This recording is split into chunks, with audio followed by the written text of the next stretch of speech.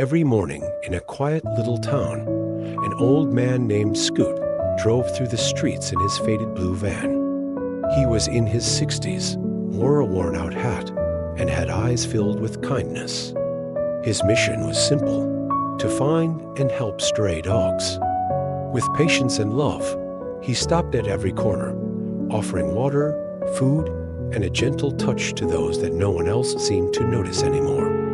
Scoot knew every neighborhood, every alleyway, every hidden corner where a dog might be hiding. Often, all it took was a whistle and a soft voice for a timid tail to appear from behind a trash bin. The dogs sensed he meant no harm. With care, he gently lifted them into his van and drove them to the shelter he had built with his own hands, a place of safety, food, and hope. Scoot's shelter wasn't large, but it was full of life.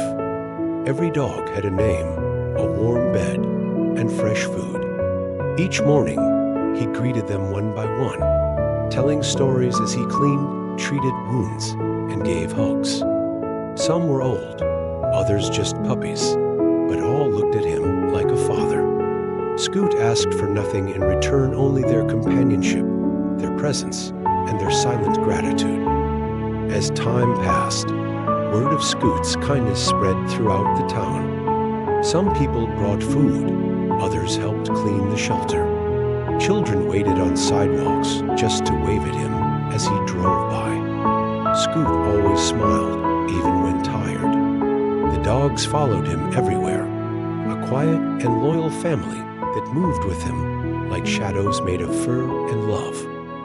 One day, Scoot felt more tired than usual. His breath was short, his hands trembling. He thought it was just fatigue, but in the following days, it got worse.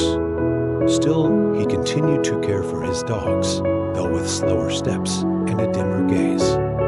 No one spoke it aloud, but everyone feared something was wrong. The air around him felt heavier, filled with silent concern. In the end, he had to stop. One night, Scoot collapsed in the shelter's yard. Neighbors found him and called an ambulance. The dogs howled, confused, trying to follow him as far as the flashing lights. Scoot was taken to the hospital. He was weak, but every time he opened his eyes, he asked about his dogs. They were always on his mind, even when his strength began to fade. The doctors did their best, but Scoot's condition kept worsening. When the volunteers returned to the shelter, they found the dogs restless and anxious. It was as if they knew something was wrong. Some refused to eat. Others stood silently by the gate, waiting. They felt his absence like a wound, sensing that their protector was no longer just a few steps away. One of the volunteers decided to bring the dogs to him. A special arrangement was made, and a few selected dogs were allowed into the hospital. When Scoot saw them walk into his room, tears streamed down his face. Their tails moved slowly. No barking, just eyes filled with love. It was a quiet reunion, one that said everything without a single word spoken. The days went by slowly. Scoot spoke less and less, but the dogs stayed with him, curled beside his hospital bed. Even the doctors were moved by the sight. Each visit was a pure act of love, a bond that no illness could ever break. Scoot still smiled weakly, but sincerely. In their eyes, he found peace. In their presence, he felt at home. One morning, Scoot didn't wake up.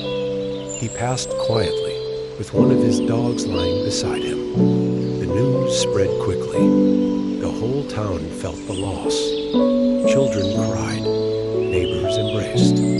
But above all, the dogs understood. Their eyes changed. They had lost their hero.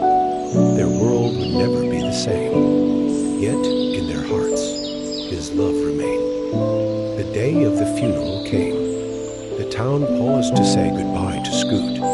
The ceremony was simple but heartfelt. Then something extraordinary happened. Dozens of dogs, many of them once rescued by Scoot, appeared one by one.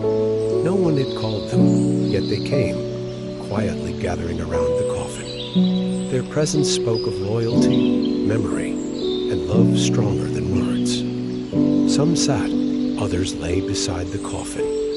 There were no barks, no sounds, only silence and deep gazes. It felt like an ancient ritual, a farewell between souls that had chosen each other. Each dog, by simply being there, told the story of how vast the heart of that man had been. Their stillness was more powerful than any speech ever spoken. Michelle, a volunteer who had helped him for years, spoke to the crowd. Scoot never asked for anything. He only gave. And today, we are here to say thank you. Many eyes were already wet. But it was when an old dog slowly walked up and gently rested his muzzle on the coffin that everyone cried. No words could match that gesture. After the ceremony, the dogs stayed a while longer, as if they weren't ready to leave. Some slowly followed the volunteers back to the shelter. Others lingered on the grass under the open sky. Scoot was no longer there, but his presence was everywhere in every paw step, every wagging tail, every look filled with memory. After his passing, the shelter was renamed Scoot's Home. The volunteers decided to carry on his mission. Every new dog that arrived received a gesture, a ritual, a gentle touch, a name, and the words written on the wall. Here live those saved by Scoot, and so he was never forgotten. His love remained, echoing in every rescued life. Months passed, and the shelter continued to grow.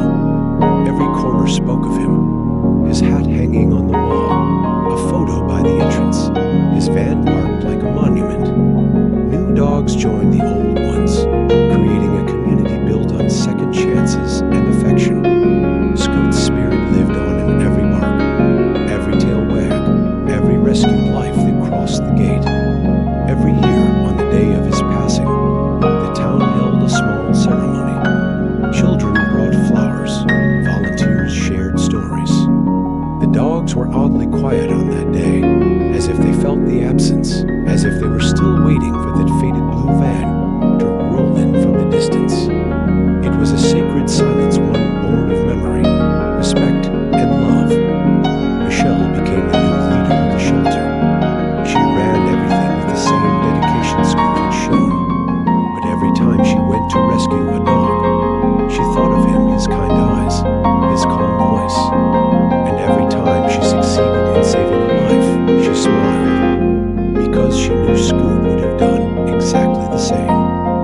One day, a dog arrived at the shelter that looked just like the first one Scoot had ever rescued. He was thin, scared, but in his eyes there was hope. Michelle knelt down, gently stroked his fur, and whispered, "Welcome home." The dog slowly approached her, as if recognizing something familiar, something more, something that had never really left. Scoot was gone, but he had never truly left. He lived in the shelter's walls, in the wind brushing through the grass, in the heart of every rescued dog. And sometimes people said they saw a shadow pass by the kennels, or heard a soft whistle in the air. Maybe it was just imagination, or maybe it wasn't.